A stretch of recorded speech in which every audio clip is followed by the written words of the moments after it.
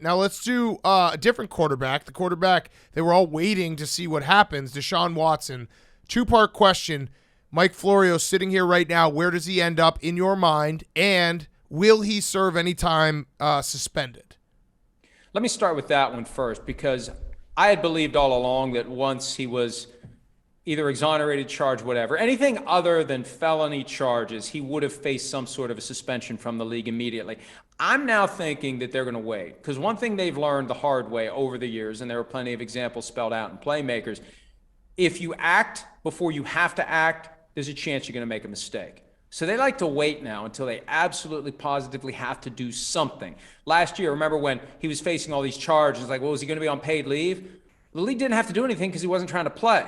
The Texans weren't putting him on the field, so no need to make a decision. They ultimately didn't trade him, no need to make a decision. I think what they may do is wait to see how the 22 civil lawsuits play out before they decide what to do. If they settle, maybe they suspend him. If he loses at trial, probably he gets suspended. If he gets exonerated by a jury on all 22 of those civil claims, to go along with not being charged at all, what do you suspend him for? What did he do? In the eyes of the legal system, both criminal and civil, he's done nothing wrong. So I think they're going to wait. As it relates to who he's going to play for, that's all very fluid. You got new teams popping up all the time. I keep waiting for the Eagles to make their move. And I think that the Eagles and maybe some other teams want to see how the Tuesday deposition went. That was when Watson was going to be grilled for the first time, not take the Fifth Amendment, answer tough questions. We've seen guys not hold up well under aggressive questioning. And if that ends up being a debacle, you could have teams back out. And you could ultimately have the Texans holding the bag again, depending upon how badly that deposition goes, if it goes badly. Right. So I was actually under the impression from some tweets that I read over the weekend that he had been fully exonerated because he wasn't charged by the grand jury. That's how the legal – you're a lawyer. You agree that's how the legal system works. Fully exonerated. The truth came out. He has no further issue. Now, look, just because a grand jury doesn't indict you, it means absolutely nothing because the prosecutor's got so much sway.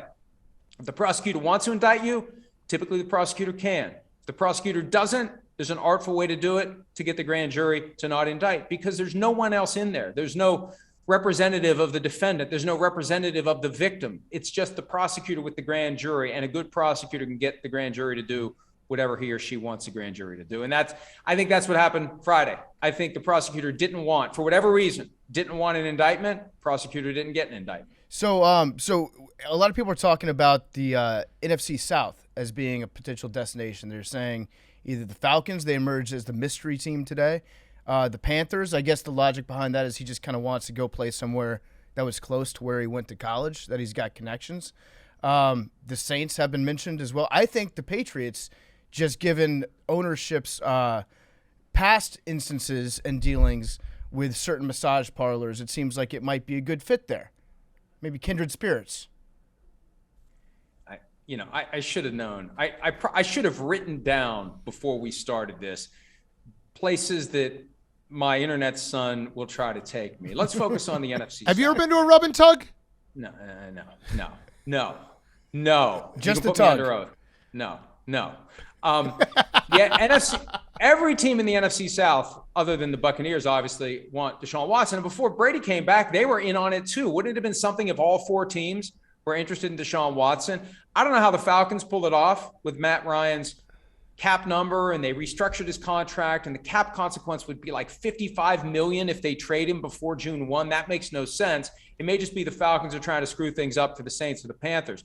If I'm Deshaun Watson, I don't want to go to the Panthers because Matt Rule's on the hot seat. I don't want to go through the whole Bill O'Brien gets fired thing again if things don't work out, and that's entirely possible. And he didn't want to play for them last year. Now, I've seen some people suggesting after meeting with the Panthers on Monday night, he's willing to play for them. That would be a change from last year. He wanted to go to Miami, not Carolina. The Saints wouldn't have wanted him if Sean Payton was still there. I can guarantee you that. But they're interested in him now that Payton's gone and Pete Carmichael's running the offense. Dennis Allen's the head coach.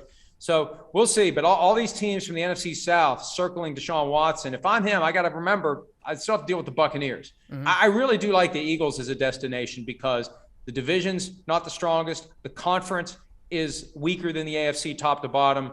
I think that if I had to pick which team I wanted to play for, I'd say the Eagles if I was Deshaun Watson.